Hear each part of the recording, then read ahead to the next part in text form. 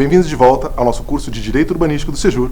Eu sou Léo Vinícius Pires de Lima, procurador do município de São Paulo, e nós vamos conversar hoje sobre um dos temas que eu acho dos mais relevantes, que é a regularização fundiária urbana REURB.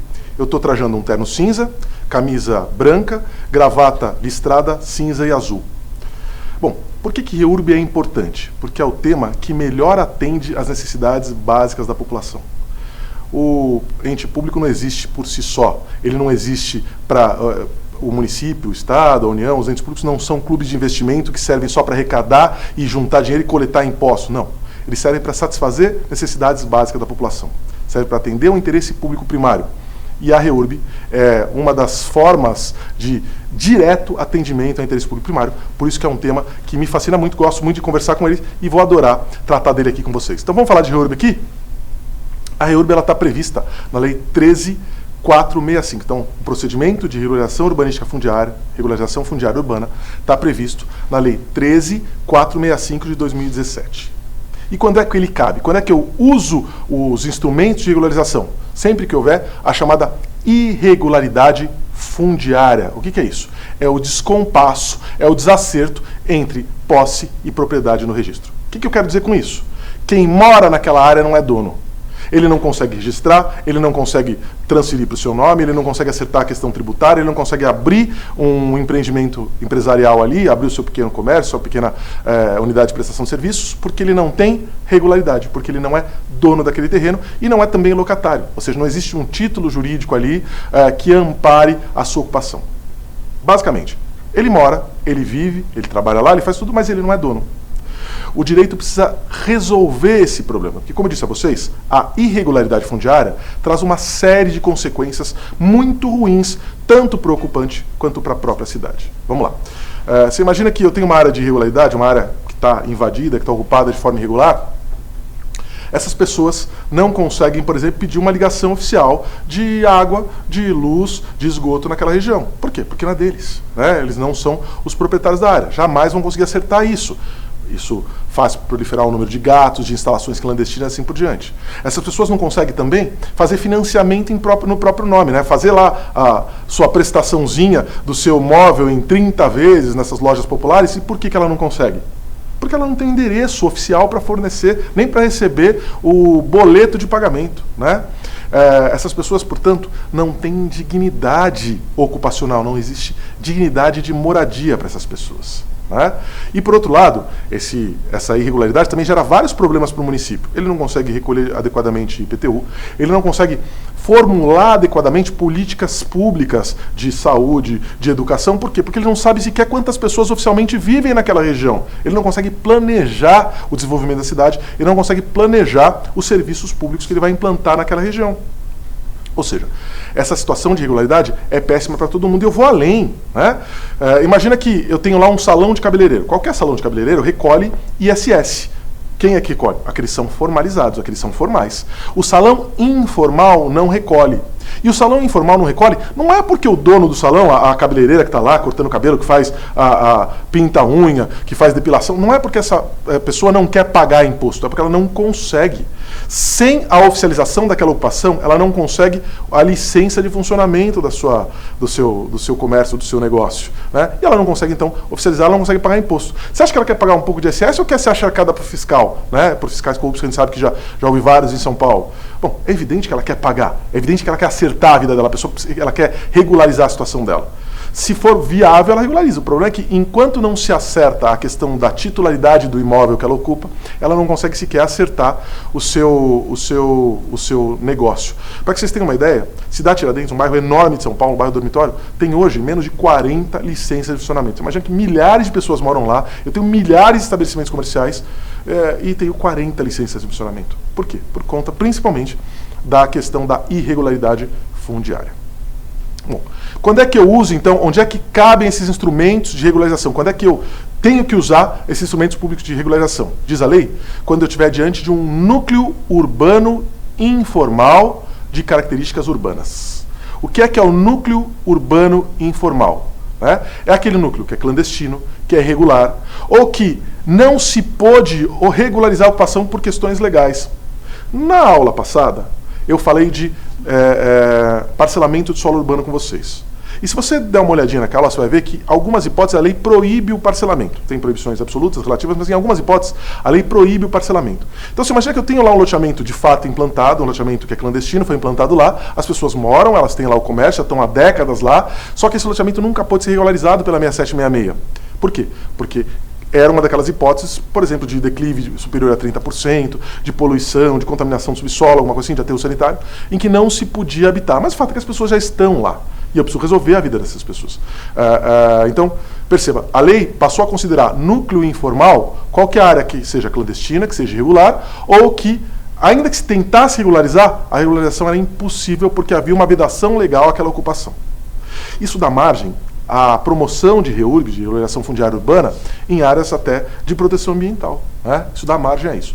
É por isso que alguns doutrinadores, e o município de São Paulo tem esse entendimento, a PGM tem esse entendimento, né, que a REURB ela não é direito subjetivo do interessado, mas ela é faculdade da administração. Ou seja, cabe ao município verificar em cada caso concreto se é melhor para o interesse público manter aquelas pessoas naquela área, porque eu não tenho onde colocar, porque eu tenho que garantir habitação, ou se é melhor tirar, porque eu tenho, por exemplo, uma área de manancial, uma área de nascente de córrego que as pessoas vão acabar contaminando e assim por diante. Então veja, esse poder tem que ser dado ao município. Deve caber ao município a escolha da conveniência ou oportunidade de regularização fundiária dessas áreas.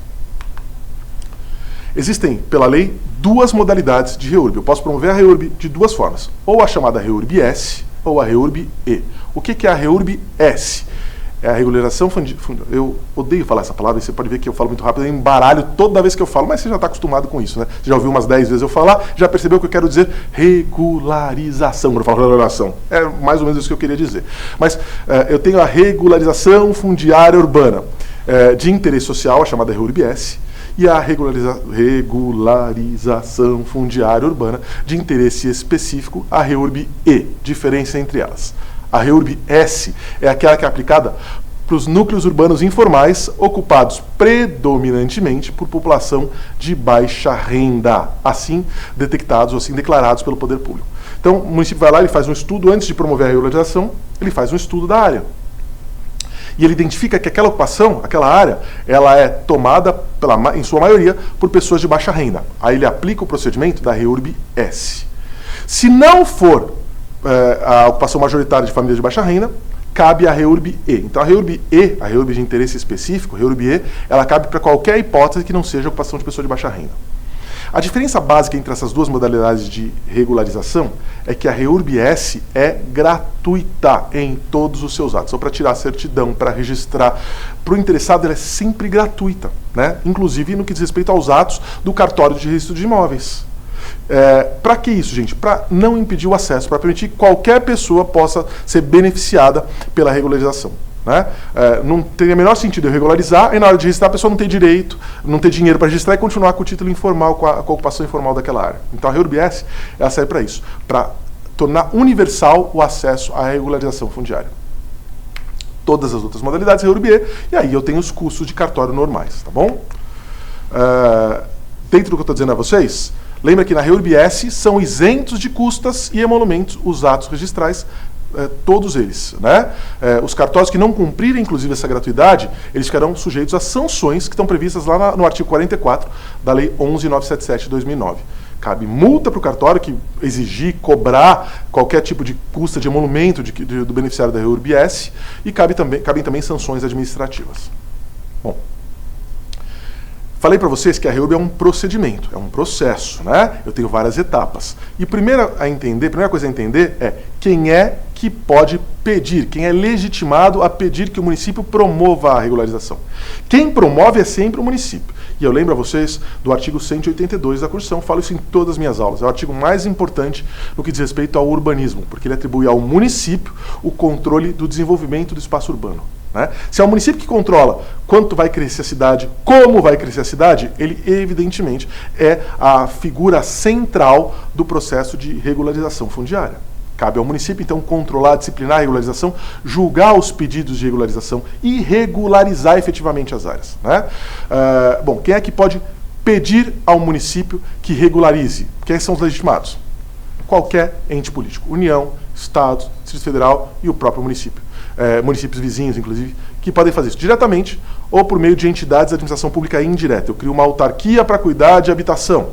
Acompanharam que, recentemente, o Supremo Tribunal impediu que os municípios retirem moradores de rua, porque eles querem, o Supremo entende que cabe ao governo federal criar uma política nacional de ocupação ou de habitação. Legal. A ideia é louvável, só que na prática é absolutamente inviável, porque cada município tem sua realidade. Mas, enfim, vamos deixar essas questões políticas de lado e vamos entender que quando o Supremo faz isso, ele dá à União o poder de regulamentar de forma geral as ocupações de cada um dos municípios do país todo. Né?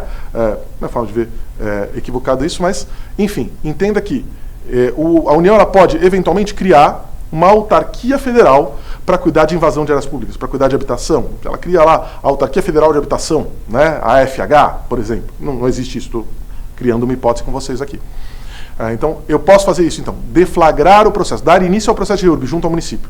Ou eu, União, pessoalmente, ou eu, uma autarquia federal criada para esse fim. Ou eu, Estado, diretamente, ou eu, uma autarquia estadual criada para esse fim. Né? A CDHU, que é uma empresa estadual, pode também deflagrar esse processo de regularização. Então, perceba, a administração pode fazer por si ou pelos seus filhos, pelos entes da administração pública indireta criadas para isso. Quem mais pode pedir além dos entes públicos? Os próprios beneficiários, aquelas pessoas que moram em núcleos urbanos informais. E elas podem fazer isso de forma individual, cada interessado vai lá e pede para o município iniciar um processo de REURB daquela região, ou podem fazer coletivamente, né? Através de associações, cooperativas habitacionais, fundações, organizações sociais e assim por diante. Tá? Além disso, diz a lei, os proprietários dos imóveis invadidos, ocupados, também podem pedir ao município que regularize. E aqui eu vejo isso com ressalva. Você pode ver que tem um monte de asterisco aí. Por quê? Para alguns doutrinadores isso é inconstitucional. Porque seria uma forma de renúncia de receita, seria uma forma de bonificar aquele que tinha imóvel especulativo. Vamos fazer um parêntese para entender o que é isso aqui. A Constituição Federal de 88, ela não permite mais no Brasil a propriedade tida exclusivamente como especulativa. Eu não posso mais comprar propriedade imobiliária. Eu não posso mais comprar imóvel para ficar lá sentado em cima dele esperando valorizar a região e depois vender tendo lucro sem ter feito nada. Isso é enriquecimento sem causa. Isso é proibido pela Constituição, na medida em que a própria Constituição criou a ideia da função social da propriedade. Diz a Constituição, lá no seu artigo 5º, que a propriedade só tem proteção constitucional, só é protegida no Brasil, se ela atende à sua função social. E como é que eu atendo à função social da propriedade, no caso da propriedade urbana? Diz a própria Constituição, que é de acordo com o que dispõe o plano diretor. Então, o plano diretor traz lá seus critérios de ocupação e de edificação. Se eu atendo esses critérios fixados pelo plano diretor, que quem faz é o município, se eu atendo esses critérios, eu cumpro com a função social. Se eu não atendo, eu não cumpro. E a propriedade, mais uma vez, que não atende à sua função social, essa propriedade que é meramente especulativa, eu comprei, não faço nada, não produzo nada, não deixo ninguém produzir nesse terreno, eu só mantenho para que ele se valorize, essa propriedade passou a ser ilícita no Brasil. Tão ilícita que ela é passível de uma punição, de uma sanção, a desapropriação sancionatória.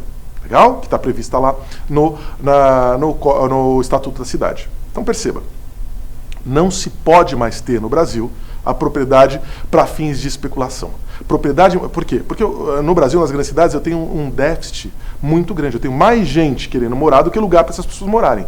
Então é inconcebível que, diante de um problema social tão grave, tenha gente que queira faturar, lucrar em cima disso. Essa foi a mensagem que a Constituição Federal deixou tanto para o aplicador de direito quanto para os legisladores futuros.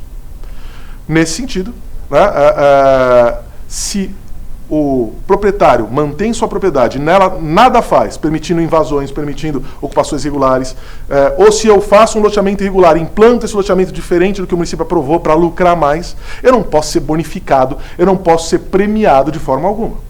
Se eu permito que esse cara, ele peça a regularização fundiária do imóvel, em tese, eu estou permitindo que ele encontre uma saída de se livrar das dívidas desse imóvel. Por quê? Vamos lá. O município ele sai cobrando IPTU do proprietário, né?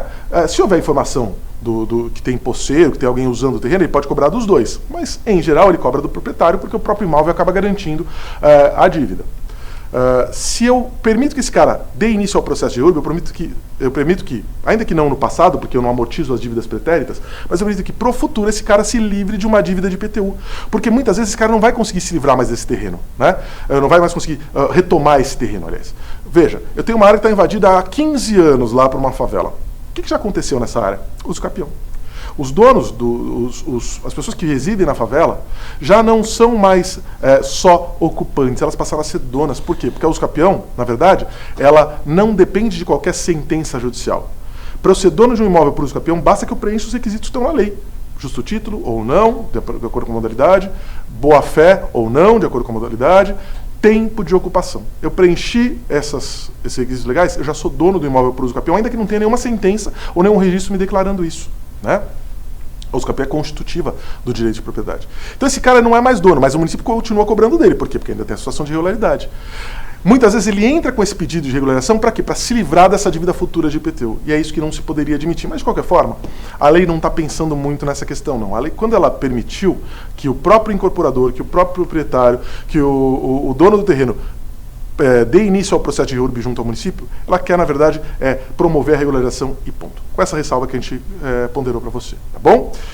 Depois, quem é que pode dar início também ao processo de regularização? A Defensoria Pública, em nome dos beneficiários hipossuficientes, e também o Ministério Público. Ou seja, basicamente, todo mundo, qualquer interessado, pode dar início ao processo de regularização fundiária no município. Agora, como é que funciona esse processo? Como é que se dá a regularização efetivamente? Através dos chamados instrumentos da REURB. Instrumentos da REURB. Antes de falar dos instrumentos, eu preciso lembrar você o seguinte, que promover a regularização fundiária não é só acertar a parte de título. Essa é a dimensão, o aspecto jurídico da REURB, mas não é o único.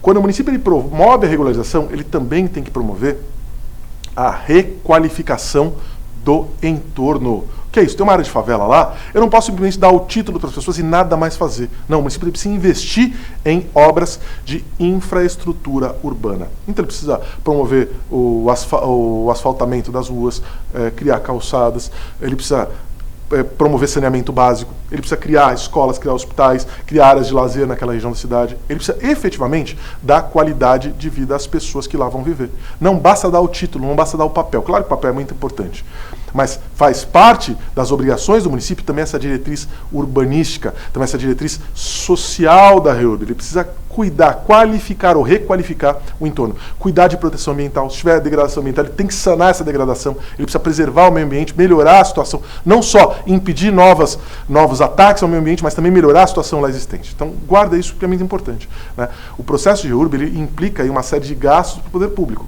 uma série de gastos para o município. Mas por quê? Porque o município está atendendo a sua função de proteção da qualidade de vida das pessoas que moram na cidade. Legal? Bom, e como é que ele faz isso? Através dos instrumentos da REURB. E a REURB se vale de instrumentos que a gente chama de próprios e instrumentos impróprios. O que são primeiro os instrumentos impróprios? Não são os ruins, não são maus. São instrumentos, isso é só para fim didático, né, para fim de explicação que a gente faz essa diferenciação. Os impróprios são instrumentos que são emprestados de outros ramos do direito. Por exemplo, desapropriação. O município pode desapropriar para promover a regularização fundiária. Só que a desapropriação não é um instrumento do direito urbanístico em si. Ela é emprestada lá do direito administrativo. E eu uso todas as regras e princípios do direito administrativo na desapropriação. O uso capião também é um instrumento, é simplesmente que é lá do direito civil, agora do direito constitucional, enfim. Mas perceba que são instrumentos que vêm de outros ramos do direito.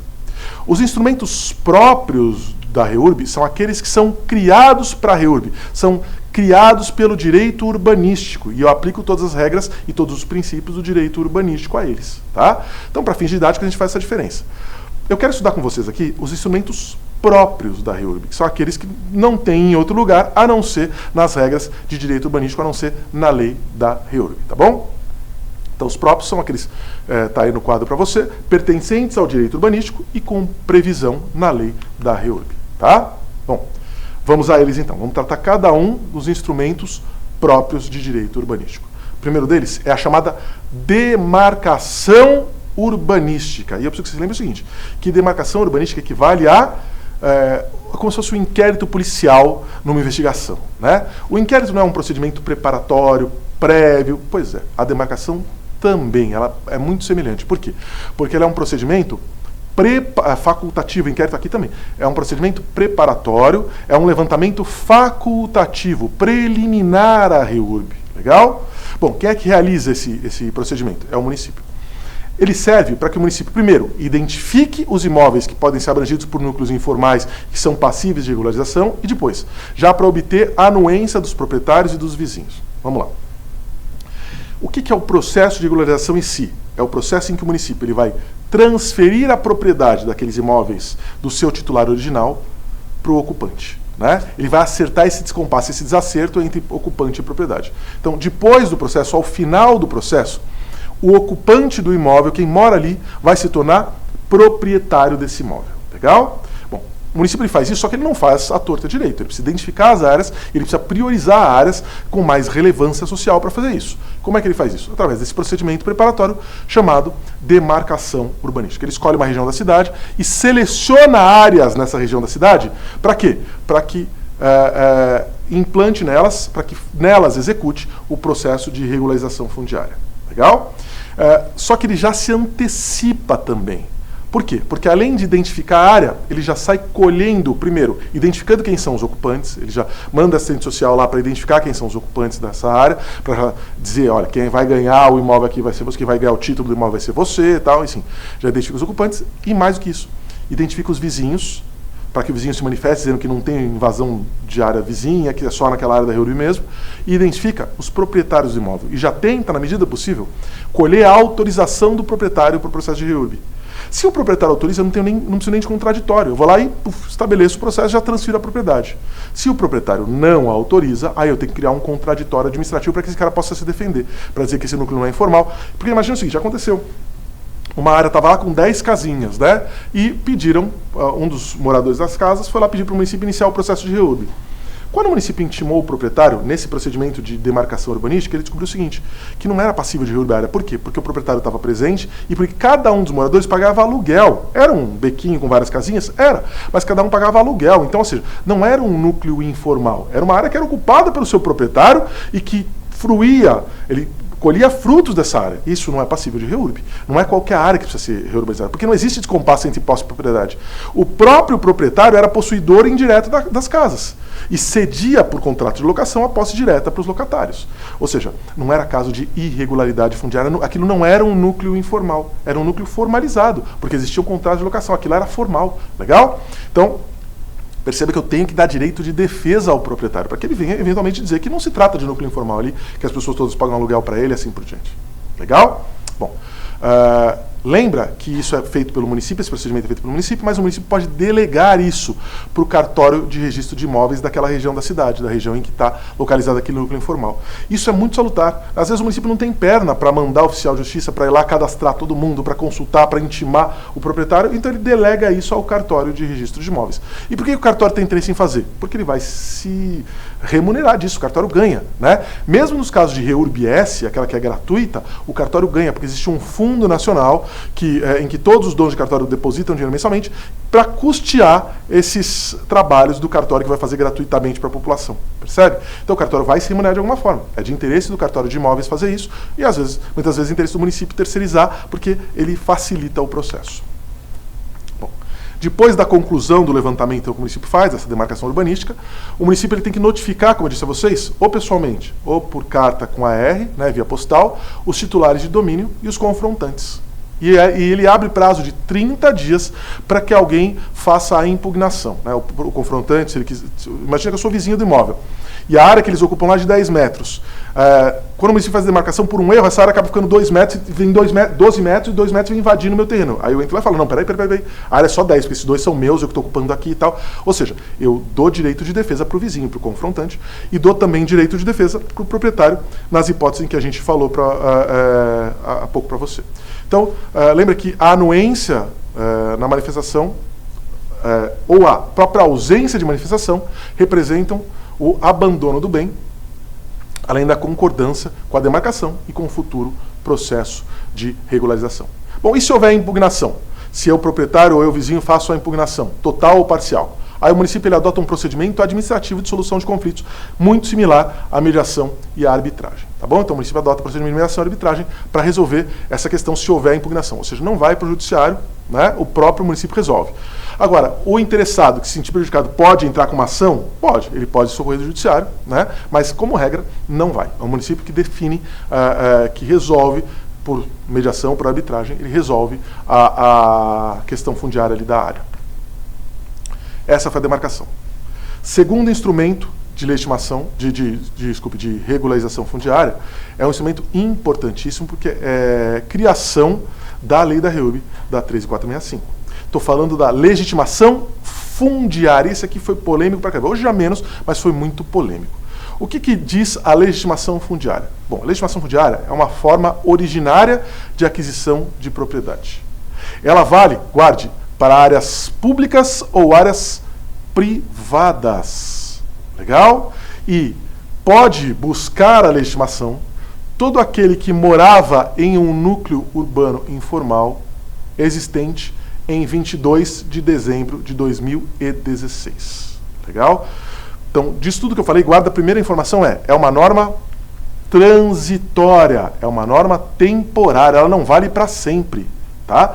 Ela só vale para quem vivia num núcleo informal no dia 22 de dezembro de 2016. E por que isso? Por que 2016? Se a lei, por exemplo, é de 2017. Ora, porque essa lei, a 13465, é uma conversão de uma medida provisória dessa data aqui de 22 de dezembro de 2016.